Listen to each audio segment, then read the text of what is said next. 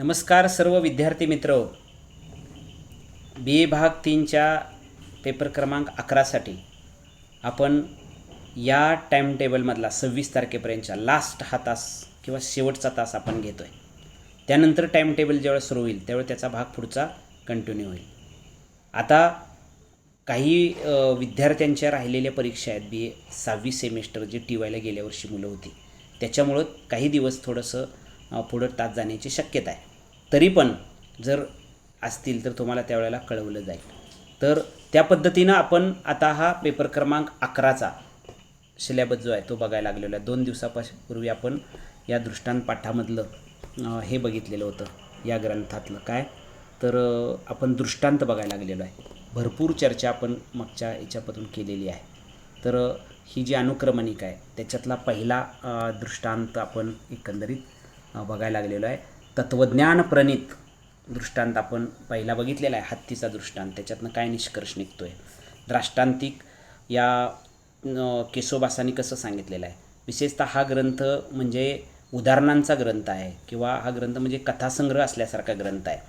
आणि हा दृष्टांतपाठ ग्रंथ ज्यावेळेला या केशोबासांनी लिहिला म्हणण्यापेक्षा तयार केला त्यावेळेला त्याच्यातला दृष्टांत आणि त्याच्यावरचं सूत्र हे चक्रधरांच्याच तोंडचं आहे. ते माहीम भट्टांनीच लिहिलेलं होतं लीळाचरित्र ग्रंथामध्ये. आणि मग त्यातले ते दोन्ही घेतलं त्यांनी, सूत्र घेतलं, दृष्टांत घेतला आणि एकत्रित करून त्याच्यावर स्वतःचं तात्विक विचार सांगणारा, सारांश सांगणारा, त्याच्यावर स्पष्टीकरण द्राष्टांतिक मात्र स्वतः केशोबासांनी तयार केलं आणि हा ग्रंथ संपादित करून सर्व वाचकांच्यासाठी त्यावेळच्या समाजासाठी तो खुला केलेला आहे. म्हणजे त्यामुळं मराठी साहित्यातला हा अत्यंत प्रभावी आणि समजून येणारा किंवा नामांकित असा गद्य ग्रंथ आहे असं म्हणायला काही एकंदरीत हरकत नाही. आणि भक्तांच्यासाठी किंवा त्यावेळच्या त्यांच्या अनुयायांच्यासाठी हा ग्रंथ मार्गदर्शक निश्चित ठरला. प्रत्येक दृष्टांतामधून एक एक तात्विक विचार आहे आणि चक्रधरांनी ते सगळं लोकांना कसा उपदेश केला. म्हणजे जे ज्ञानोबा तुकोबांनी काम केलं, जे ज्ञानेश्वरांनी नामदेवांनी 13व्या शतकात काम केलं तेच काम इकडं महानुभाव संप्रदायामध्ये चक्रधरांनी केलं.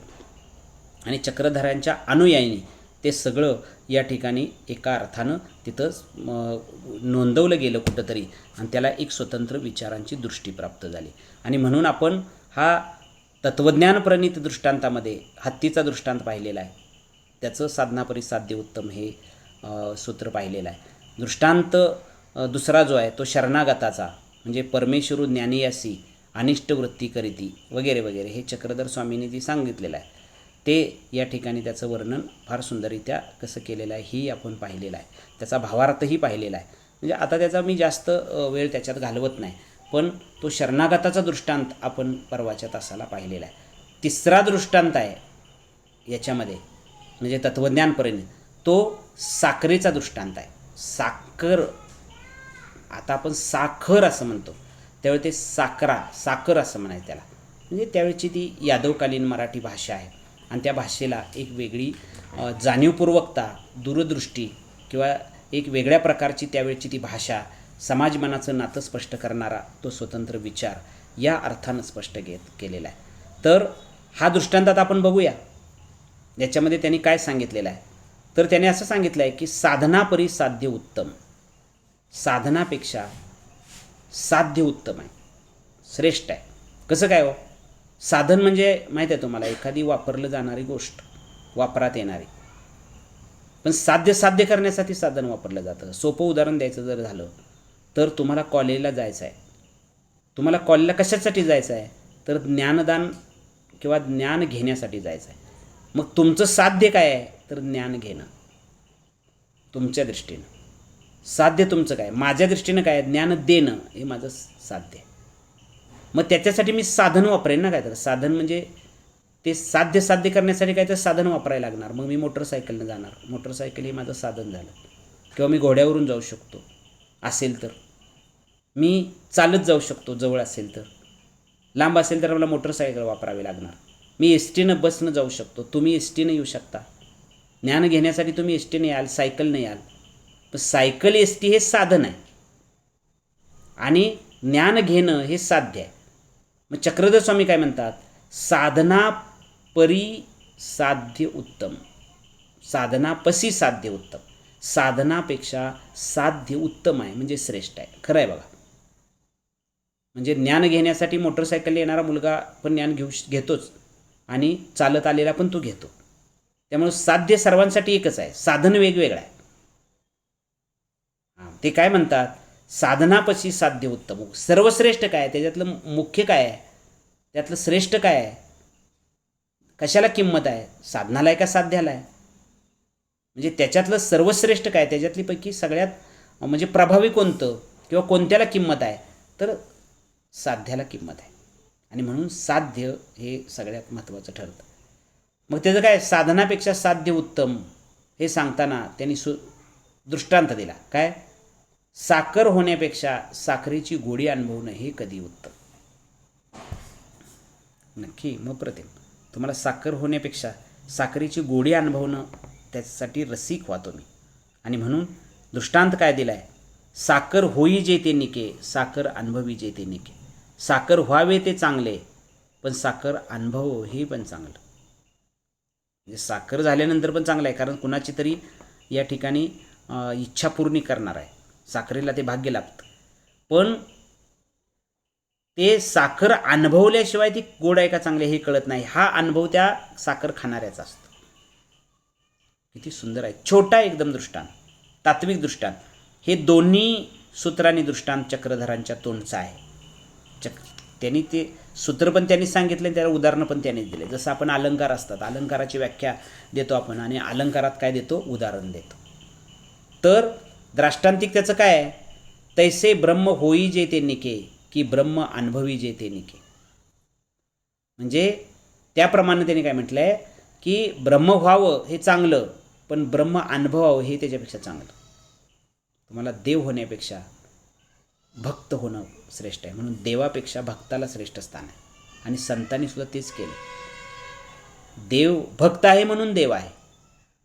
अरे देव होण्यापेक्षा तुम्ही भक्त व्हा, त्याचं भाग्य तुम्हाला तुमच्या स्वतःच्या आयुष्यात इथं कितीतरी जन्मानं मिळालेलं आहे, असं स्पष्ट एकंदरीत केलेलं आहे. आणि म्हणून द्राष्टांतिक ते सांगताना त्यांनी ते सांगितलेलं आहे.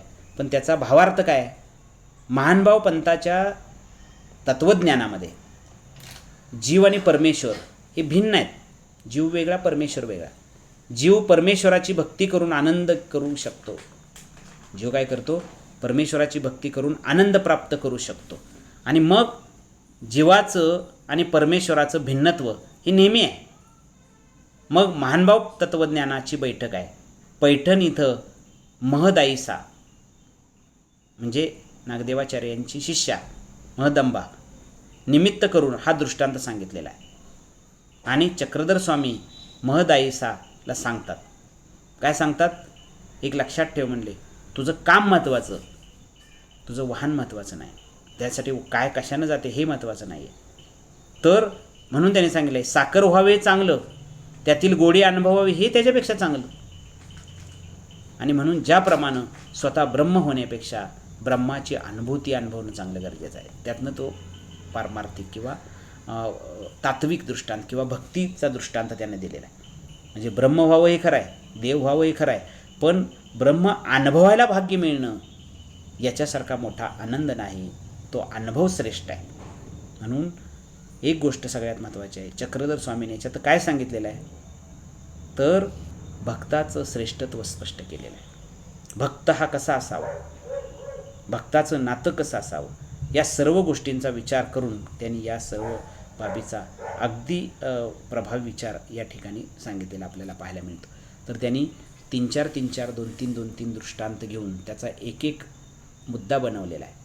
बघा इथं दिसतंय, तत्त्वज्ञान सांगणारे हे 3 दृष्टांत आहेत. आता पुढं पंथनिष्ठा सांगणारे, पंथ म्हणजे महानुभाव पंथ. महानुभाव पंथामध्ये चक्रधर स्वामींनी ज्यावेळेला गोविंद प्रभूंच्या सहकार्यानं हा पंथ स्थापन केला, त्यावेळेला लोकांना ज्ञान देत असताना त्या महानुभाव पंथाची काहीतरी आचारधर्म त्यांनी तयार केला, काहीतरी त्याला सूत्र दिली. भक्त कसा असावा, त्यानं काय केलं गरजेचं आहे, संन्यासी की गृहस्थ. काही संन्यासी त्यानं प्रपंच नाही करायचा, काही भक्तांनी प्रपंच करायचा, गृहस्थाश्रम स्वीकारायचा, पत्नी बायका मुलं यांच्यात राहायचं. पण काहींनी असा विचार आहे की तुम्ही संन्यासी जर झाला तर तुम्हाला लग्न करता येणार नाही. तुम्हाला सगळ्या संपत्ती काय तुमची असेल, शेत, ह्याला सगळं करून संपूर्ण आयुष्य परमेश्वराच्या ध्यानासाठी खर्ची टाकायचं. किती महत्त्वाचा विचार आहे, किती जाणीवता येतं. म्हणजे त्यावेळेला ते सगळं होतं. 13व्या शतकातला 12व्या शतकातला हा विचार आहे.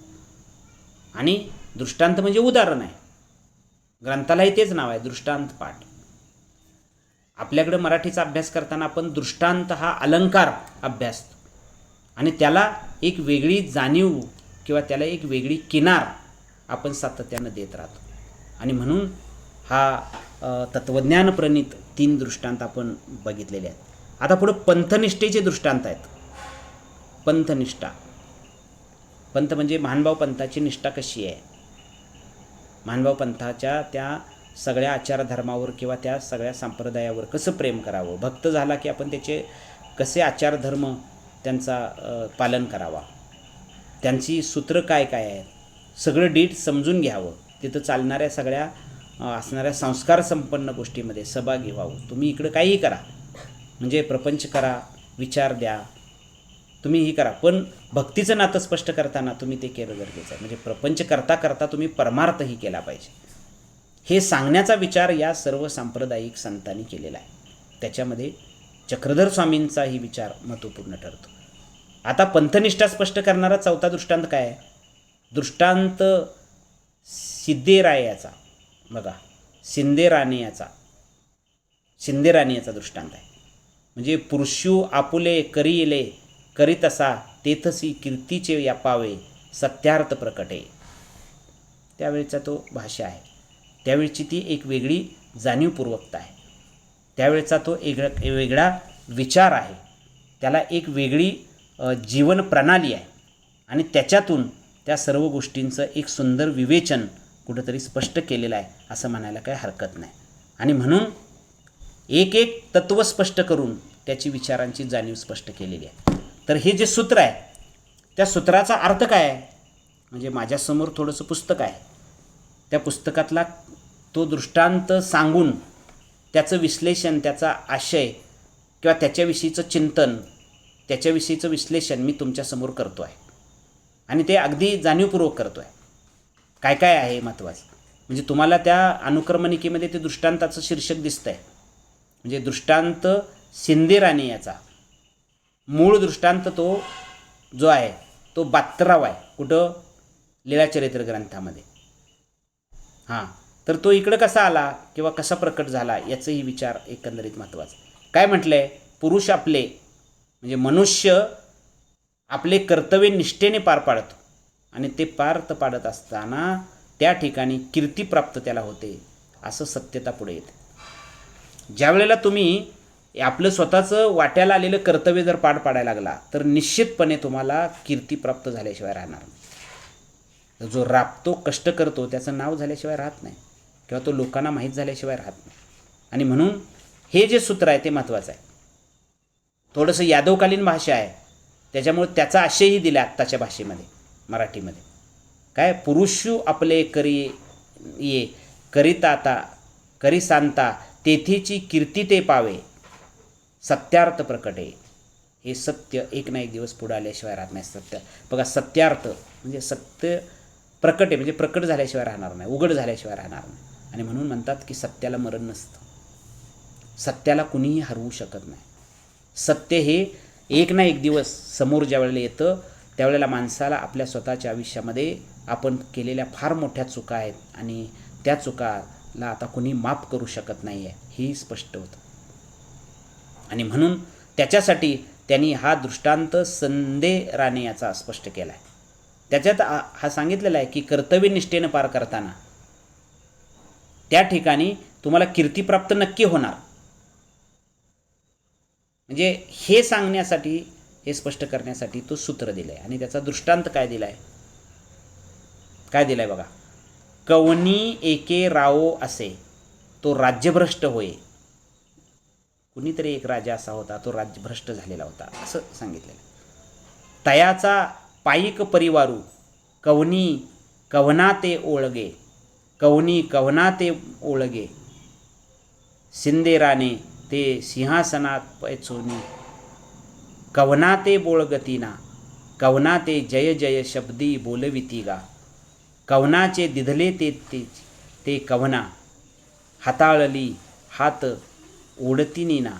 तरी परीचा उत्तम मात्र करीसी, परिया कुटुंबाचा नीच हो करी सांसते.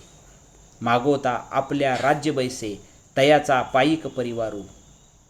तयापासी मागिता तयापासी आता, एकू दिसी तो सिंहासनी बैसला होता. तेथेच पाहिले ऐसे, ते म्हणितले हा गा तुम्ही अवघे असे ती, आमचे सिंदेराने देखजीना. ते असती मग सांगती, ते कव्हनाचे ओळगती ना. कव्हणे याचा हाताळती हात तोडविती. एकी परीचा उद्यम मात्र करती, आपुले या कुटुंबाचा निर्वाह करती. असती मग ते राओ दांडी, डोळी कारू पडताती तयाचे आणू. आपण सर्व दळेसी उपमा जाऊ, तयाचे गाजत वाजत घेऊन ये. अर्थराज्य देखुनी आपले या सन्मान करी. आता थोडा हा दृष्टांत त्यावेळचा मी तुम्हाला मुद्दाम वाचून दाखवलेला आहे.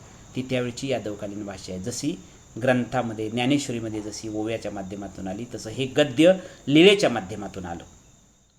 वारकरी संप्रदायामध्ये गद्य नाही, कारण जर ज्ञानोबा तुकोबांच्या या सगळ्या वारकरी संप्रदायामध्ये पंढरपूरच्या गद्य साहित्य असतं तर आणखी तुम्हाला बराच भाग माहिती झाला असता. पण संपूर्ण ते साहित्य जे आहे ते कशात आहे? पद्यमय आहे, काव्यमय भाषा आहे. अभंग, ओवी हे छंद आहेत, गवळणी हे सगळ्या कवितेतले प्रकार आहेत. आणि त्यामुळं त्याला एक वेगळी जाणीव इथं स्पष्ट केलेली आहे. तर काय आपण त्याचा अर्थ पाहूया, काय याचं स्पष्टीकरण पाहूया. कोणीतरी एक राजा होता. काय सांगितलं त्यांनी? वर सूत्र काय सांगितलं आहे ते महत्त्वाचं. त्याला ते श्रेष्ठत्व कधी प्राप्त होतं? त्याला निष्ठेनं राबावं लागतं हे सांगण्यासाठी. ते म्हणतात कुणी एक राजा असतो, तो राज्यभ्रष्ट होतो. त्याच्याजवळ असणारा सर्व सेवक वर्ग दुसऱ्या कोणाचा तरी सेवा करू लागतात. पण सिंदराने मात्र आपल्या राज्याच्या सिंहासना वाचून कुणीच सेवा करीत नाही, दुसऱ्या कोणाची स्तुती करत नाही, कुणी काही देऊ केले तर घेत नाही. कुटुंबाच्या उदरनिर्वाहासाठी एक प्रकारचा व्यवसाय करून जीवन जगतात. कालांतराने राजा परत आपल्या राज्यात येतो. राज्य सिंहासनावर बसल्यावर सर्वत्र नजर फिरवल्यावर त्याच्या लक्षात येते की सगळे आलेत, पण सिंदराने मात्र दिसत नाही. राजाने त्याची चौकशी करता समजली की दुसऱ्या कुणाची चाकरी न करता एकनिष्ठेने आपल्या कुटुंबाचे भरणपोषण व्यवसाय करत जगत आहेत. राजाला ते कळताच राजाने त्या पालखीत पाठवून त्याला वाजत गाजत आणले आणि स्वतः भेट घेऊन अर्धे राज्य देऊन आपल्या समान त्यांना केले.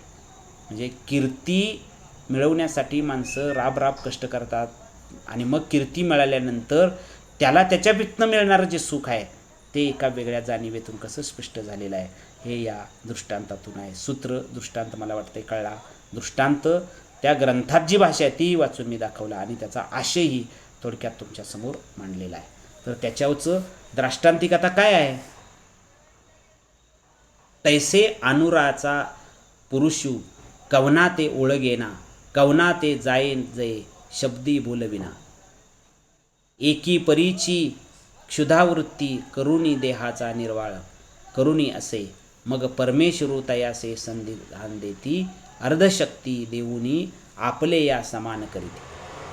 त्याप्रमाणे संपूर्ण काय म्हटलंय? संपूर्ण समर्पण केलेला मनुष्य इतर कोणत्याही चाकरी करत नाही, कोणत्याही मोहाला बळी पडत नाही. तो वरचा जो आहे तो राबला बंद झालं ते सगळं, पण तो आपल्या स्वतःचं पोट भरण्यासाठी स्वतः स्वयंभू बनला.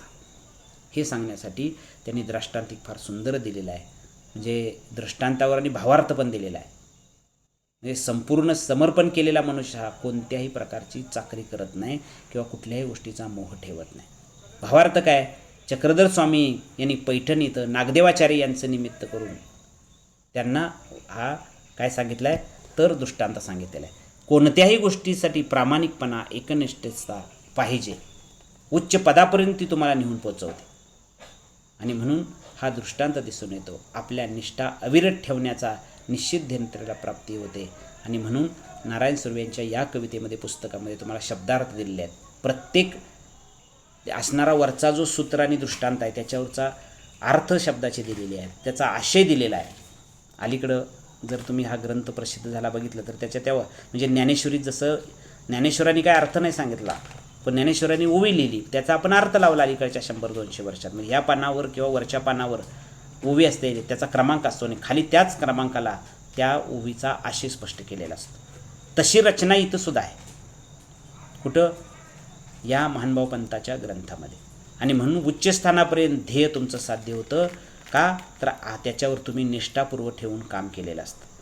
म्हणून त्याने असं म्हटलेलं आहे, कर्तव्य, कर्म, सत्यार्थ, सत्य, पायिक, सेवक, ओळगे, करणे, भाकरी करणे, संधी गले, हे वगैरेच नाव.